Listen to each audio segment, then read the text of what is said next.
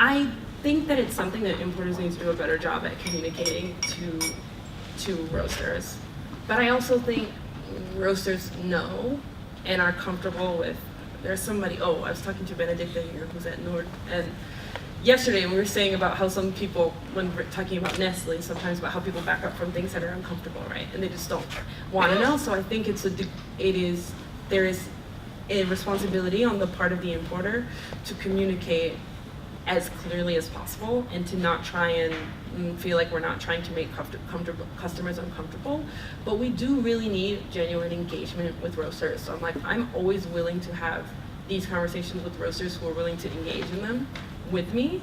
And there are more than you would think who are willing to do that, but it is on both sides. And I do think, I did not get to mention this, but I also think that sometimes we can be very focused on,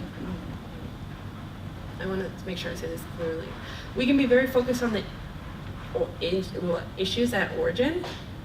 And it's not that we don't need to be, but I mean to the exclusion of what we're dealing with here, right? So all of the things I talked about are stuff that we can deal with on this end of the supply chain.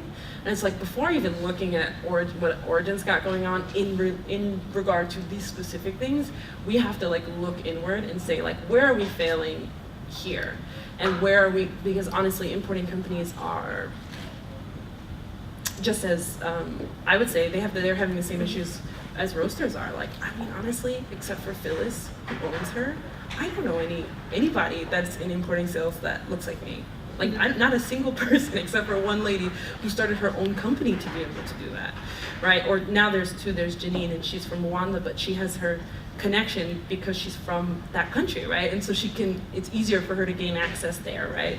But in the US, I'm I don't know anybody who looks like me, and so that is representative of an issue that is of our own that we have to deal with. I do agree though that we do need to be looking to help with the stuff that Gail talked about yesterday, and that comes with importers really communicating clearly with roasters, and also roasters really being able to, willing frankly, to go in above and beyond to say okay, what can we actually do? Is there a way actually, so at my company now we have a way for roasters to invest in specific programs with the producers that we're working with if they want to. And so we are facilitating that because we're I don't necessarily need you, this is where we've priced the coffee, I don't need you to pay me more for this coffee. But if you would we can facilitate a program that you specifically invest in, where you get to talk to the co-ops and they tell you what they need. Because I am a firm believer in, and there has been lots of studies to this end too, where if you give people, specifically, to be frank, specifically women, money, they will spend it on the things that they need to spend it on, and that will do it. So they did that with microloans in Kenya, and they were wildly successful. Instead of us creating all these NGOs where the NGOs are saying this is what you need us to spend money on. It's how do you know? You don't live there. It's not that the data they collate isn't important, because it is, but that's just one part. We have to trust people to have agency and to know what their needs are. And if who knows what producers would be willing to do if they didn't have food insecurity. So it's what lengths would producers be willing to go to try the stuff that we asked them to if they didn't have to worry about whether they'd be able to eat in the off season. And so it's very rich of us to be they need to do this, and they need to do that. And while we know that stuff is good for quality and it's useful, but if we're looking at Maslow's hierarchy of needs, they don't have the bottom layer, but we do. And I'm in New York in my apartment, and I'm gonna be producers need to do this, when I don't do, my job is hard, in my head, but they have a physically demanding job, and they need, and there are basic stuff that we need to look at covering before we even can talk about other stuff. So you said that. But one thing that I thought about, and to be really honest, I have 1,000 questions to both of you, yeah. But I don't dare to ask any. Because I feel I just feel sorry for myself in a very strange way that and halfway through I was finding myself only thinking about how bad am I and all of these things, and really I'm afraid that I will go away from here and Yeah, I'll think about that on Monday, and I'll do all those things, but then I'm a bit afraid of the result. But I have one question.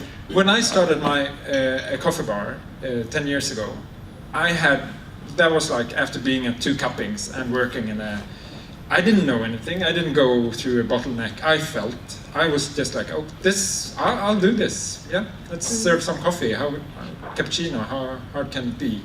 So, but during my 10 years, I started that with my friends, another white guy. And our fans were white guys in Stockholm. When should I started thinking about this? Or where does... That's not a question. No, that's it is. What do you think, Michelle? I mean, you should have started thinking about it at the beginning. That's the short answer. But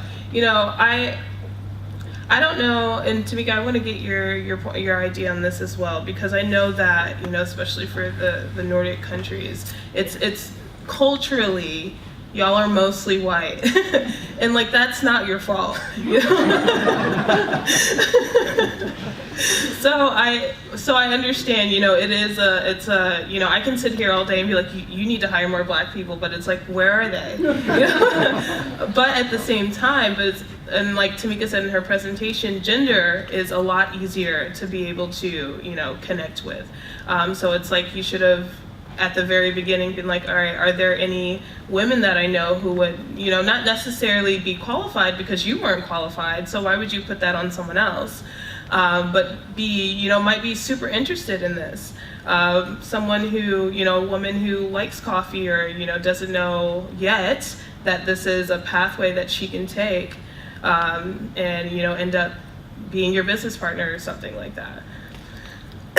I'll definitely say of course, that's why I stress the different ways that you can be diverse, because it is like culturally the US looks a certain way, right? And my family is originally from Belize, and culturally that looks a certain way, right? And Norway looks a certain way. And so it is more about like within your context, is there like diversity of like thought? Like, for example, I'm pretty sure Norway's still mostly 50% women, so that's a good place to start. And so just wherever it exists in your specific context. And I think you did raise a good point, because it's always good to know that none of this stuff exists in a vacuum. So we were talking to someone about this talk yesterday, and they were like, yeah, but I just don't see a lot of women starting coffee companies. And that might be that is true, right? A lot of women are not starting coffee companies, but people who work in coffee and ladies who work in coffee don't grow up in a vacuum. They grow up in a patriarchal society where women are not socialized to be what is viewed as assertive, and when they're not viewed as assertive, or when they are viewed as assertive, they're not viewed as assertive, they're viewed as aggressive. And that has everything to do with perception and perception bias. And it's not that there's no women who can own coffee businesses, or just like there aren't, but those are realities that exist, right? And if you don't even know, and if people don't even know that that's a fact, then it's like you can't even look about getting further and seeing like, oh, maybe, like certainly in the States, people will say, well, why don't people of color just open their own businesses? And it's like, oh, I don't know, because when everyone else's family got to keep money, we had to work for free, so that wealth compounds, so that doesn't work. Or like with time, right? Or you could say, or because even now banks don't give out loans in the same rates, and don't give credit to the same rates, even when people on paper look the same.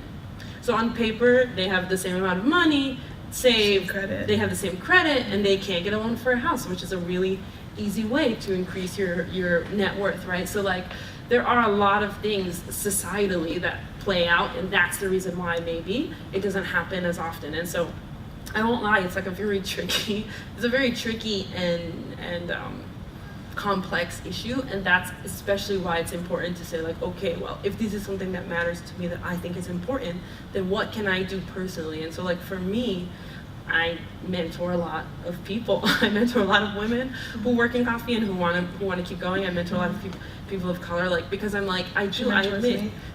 Stop.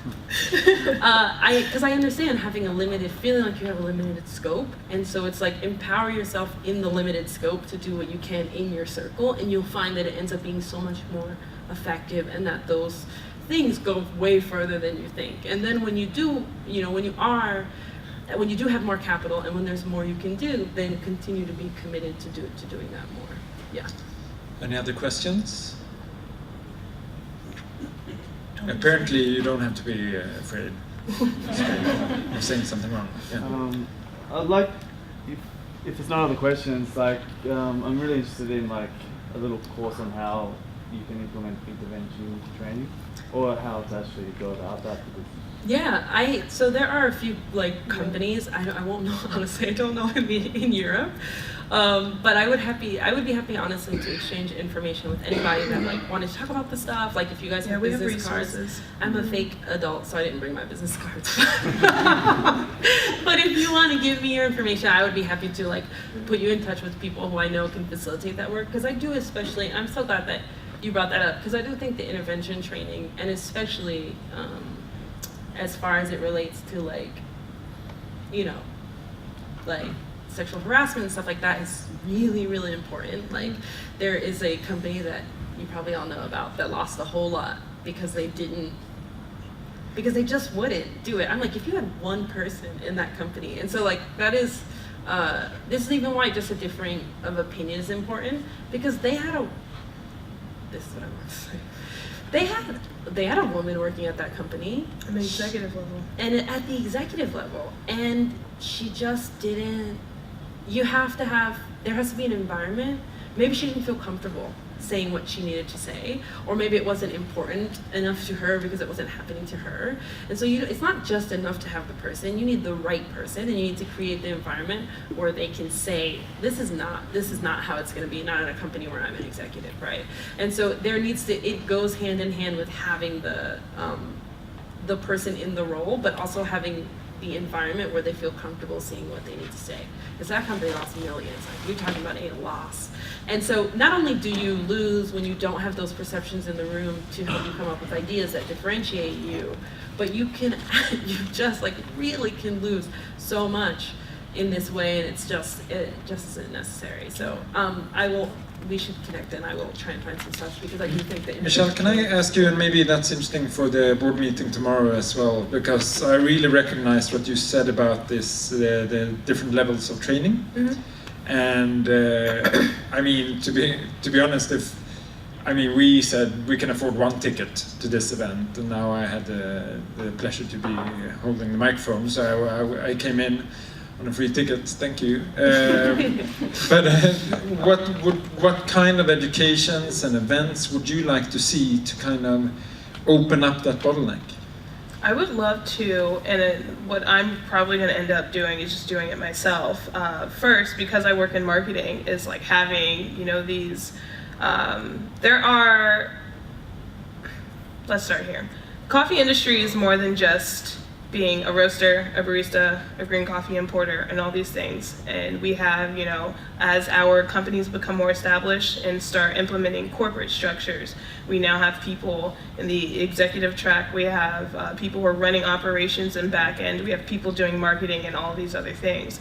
And so it's having trainings for those specific tracks that are specific to coffee, because it is going to be a lot more unique in the coffee industry than it would be to beer and wine, and even just like non-food and beverage industries.